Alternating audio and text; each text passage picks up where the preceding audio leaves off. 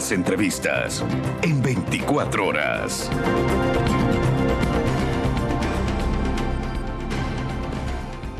Y 30 de la mañana, y para analizar este tema, la elección en los Estados Unidos, nos acompaña ya Juan Carlos Holguín, ex canciller de la República. Gracias por estar con nosotros. Buenos días. Buenos días, Liz. Un saludo a todos los que nos miran. Bueno, hoy lo que ha sido calificado como la contienda política electoral quizás más apretada de la historia contemporánea de Estados Unidos llega a su fin, y lo hace con un empate entre Donald Trump y Kamala Harris. ¿Qué pudiera pasar hoy, Juan Carlos, ante ese escenario? La polarización en Estados Unidos, así como vemos que es un fenómeno que se repite en casi todo Occidente, ha llegado a su más alto nivel. Adicionalmente, Liz, con una elección que ha sido inédita. Hubo 2 intentos de asesinato al candidato Trump. Hubo un candidato que se bajó de la carrera, el presidente actual Joe Biden, y una elección que ha tenido una serie de elementos que nos llevan a pensar que las diferencias que marcarán este empate técnico estarán quizás en la discusión de temas que no son tan importantes como la economía o las guerras, sino precisamente temas que impactan a las minorías como la migración.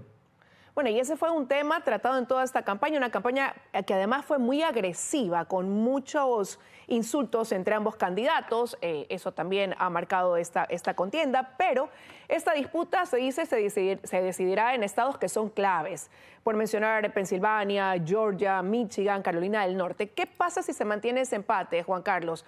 ¿Cómo se logrará resolver? ¿Quién lo hará? ¿Y cuánto pudiera tomar también, ¿no?, el conocer quién es el presidente o la presidenta de ese país? Como ayer lo manifestó acá en este mismo canal el consultor y analista Roberto Izurieta, no hay que esperar resultados esta noche o el día de mañana. Yo creo que será una jornada bastante más larga por lo que se cree que las encuestas determinan. Hay que entender que el sistema de votación de Estados Unidos nos lleva a un escenario que es bastante distinto al que estamos habituados en las democracias. Creo que el resultado, Lee, será bastante ajustado. Sin embargo, si analizamos lo que sucedió en los últimos procesos electorales, es la primera vez que se da un empate técnico con Donald Trump como candidato. Él siempre ha venido con las encuestas abajo, siempre han puesto una votación más baja, y entonces, entendiendo que las encuestas en los últimos años han tenido muchos cuestionamientos, quizás podamos tener una sorpresa electoral también que haga que todas estas teorías se caigan. Creo que tendremos una jornada muy ajustada por lo que nos dicen las cifras, pero como menciono, es la primera vez que Donald Trump aparece tan arriba. Siempre ha habido una sorpresa electoral alrededor de sus candidaturas, especialmente en la elección en la que triunfó ante Hillary Clinton, donde a ella se la ponía como la favorita y casi designada presidenta de Estados Unidos en ese momento. Ahora, ¿y cómo leer eso precisamente, ¿no? Este alto porcentaje de votos de Donald Trump como candidato, y más aún cuando está vinculado con ciertos actos que lo han llevado incluso a tener sentencia de culpabilidad, ¿no? Eso también es algo inédito en Estados Unidos. ¿Cómo leer eso? ¿Qué tuvo él quizás en esta campaña que lo lleva a generar ese porcentaje de votos y de aceptación? Cuando lo vimos irrumpir en las elecciones del año 2016, creo que él inauguró una forma de hacer política de mucha provocación. Esa provocación que la hace de manera constante generó un estilo de política en las elecciones de Estados Unidos que rompió todas las estructuras que existían hasta ese momento. El bipartidismo en Estados Unidos, que ha sido siempre analizado desde una forma muy positiva, generó con Donald Trump un nuevo fenómeno que fue una disrupción completa dentro de su propio partido. Se ha hablado estos últimos años de la trumponización del Partido Republicano, y creo que esas provocaciones constantes han llevado a que desde que él no es presidente, tengamos un estilo que es muy común verlo hoy en la política global, el de la depredación política absoluta. Es decir, quien está en la oposición frente al oficialismo se dedica diariamente a hacer una oposición de forma depredadora, es decir, con una constante desestabilización al poder, y eso lleva a que automáticamente los problemas de la gobernabilidad generen una opción inmediata en la polarización. Y es lo que estamos viendo en la política de Estados Unidos, pero es lo que vemos día a día en la política de Occidente. Creo que lo que vemos en Estados Unidos es el símbolo de lo que sucede en los últimos años con los procesos de elecciones en Occidente. No hay que olvidarnos de un detalle que para mí es fundamental en esta elección, y es la participación de Elon Musk. En el año 2016, Donald Trump tuvo en las redes, y tuvimos ahí el famoso proceso de Cambridge Analytics, que nos llevaron a que el diccionario de Oxford de ese año determine que la palabra del año era la posverdad.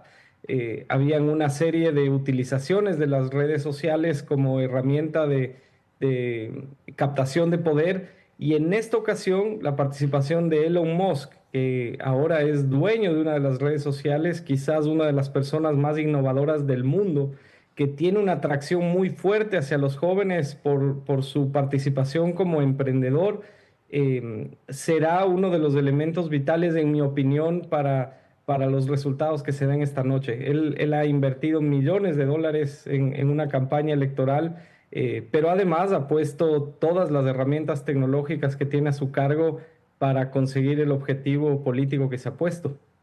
Y dentro de esta elección, ¿cuánto también puede incidir el voto latino? A propósito también de lo que decíamos, que el tema de la inmigración ha sido clave y álgido dentro de esta campaña electoral.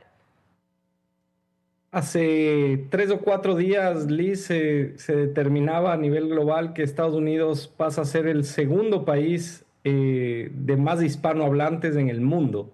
Esto es bastante interesante porque va demostrando la fuerza que tiene la comunidad hispana en ese país. Creo que eso abre una serie de oportunidades también a la región frente a su posicionamiento en Estados Unidos, y creo que más allá de que la migración ha sido uno de los puntos clave en la elección, es interesante ver fenómenos como que en muchos estados donde hay mayor cantidad de hispanos hay un apoyo a Donald Trump bastante grande, más allá de que él ha hablado de detener la migración.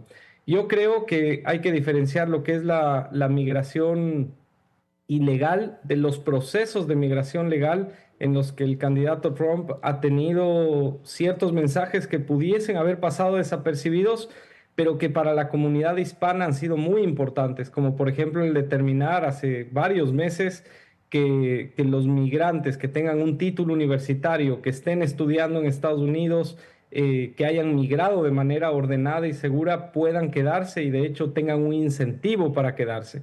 Ayer lo decía Roberto Izurrieta, Estados Unidos es un país que requiere migrantes, y creo que la posición que ha tenido el candidato republicano, a diferencia de sus otras participaciones, es la de fomentar una migración segura, ordenada, y eso ha gustado a la comunidad hispana que se encuentra ya en Estados Unidos. Pero él ha hablado de una deportación masiva de 1 millón de personas inicialmente, a quienes ha calificado, claro, migrantes ilegales, y los ha señalado incluso como criminales. ¿Qué tan real puede ser llegar a cumplir este ofrecimiento de campaña? Difícil, y recordemos también que, hablando del mismo candidato Trump, en ocasiones anteriores ha mencionado en campaña muchísimas acciones que iba a tomar, que cuando ha llegado al poder, y cuando llegó al poder más bien, no las hizo. Yo creo que una cosa es el candidato Trump en campaña y otra cosa es el candidato Trump en oficina. Ahora, la migración ilegal es un fenómeno que está afectando las democracias en absolutamente todos los países occidentales. Vemos los fenómenos de la Unión Europea en casi todos los países pertenecientes a esa comunidad, y lo vemos en Estados Unidos. Por eso creo que la discusión sobre la migración tiene que separarse en estos dos elementos: la migración ilegal y la migración ordenada, donde ambos candidatos, tanto la candidata Harris como el candidato Donald Trump, han tenido posiciones que finalmente son coincidentes. No olvidemos que el presidente Joe Biden en funciones tuvo que tomar hace pocos meses decisiones muy fuertes relacionadas a la migración ilegal, puesto que sus políticas evidentemente no habían funcionado en relación a la migración. ¿Qué significaría para Estados Unidos tener la primera presidenta en caso de ganar Kamala Harris? Me parece que para el mundo es un mensaje bastante importante. Su vecino, México, ha tenido ahora como presidenta electa la primera mujer también de la historia, y creo que esto va marcando puntos de inflexión en la democracia. Sin embargo, me parece que la campaña no ha girado en torno a esos elementos. La candidata Harris, que emergió finalmente de una renuncia a la candidatura por parte de su propio presidente, de su binomio, no ha utilizado esos detalles, esos elementos, esas características tanto de género como étnicas, sino que se ha centrado en sus fortalezas como estadista. Y eso ha llevado a un nuevo momento en la elección americana a partir de junio, cuando pudimos ver, después de ese primer debate que llevó a la renuncia de Biden, a una candidata demócrata que elevó la discusión en el tablero electoral, y fuimos a un segundo debate que fue el único que tuvieron estos dos candidatos, donde se centró finalmente el discurso en los temas que importaban a la sociedad. Yo creo que esta es la elección más importante que ha tenido Estados Unidos, por lo menos en el siglo, y creo que marcará también unas diferencias enormes en caso de cualquiera de los dos llegue en la geopolítica global. Y en el caso de Ecuador, ¿puede ponerse quizás en riesgo o no esa cooperación que hemos venido recibiendo, dependiendo de quién llegue a convertirse en el presidente de Estados Unidos? Yo creo que no, Liz, y en esto hay que entender que Estados Unidos en los últimos años ha tenido el mismo gobierno del presidente Trump republicano, luego un gobierno demócrata como el de Joe Biden, y en ambos casos se han mantenido las líneas de cooperación con Ecuador, y de hecho se profundizaron los acuerdos que se realizaron en el gobierno republicano con el gobierno demócrata. Para Estados Unidos, como potencia de Occidente, es importante lo que pasa en la región, y creo que allí siempre habrá una diferencia entre lo que son los gobiernos democráticos de la región y lo que son los autoritarismos que se han cobijado de cierta manera en lo que hoy se llama el Grupo de Puebla. Y más bien será interesante ver, si es que gana la candidata Harris la presidencia, cuál va a ser su posición frente a México.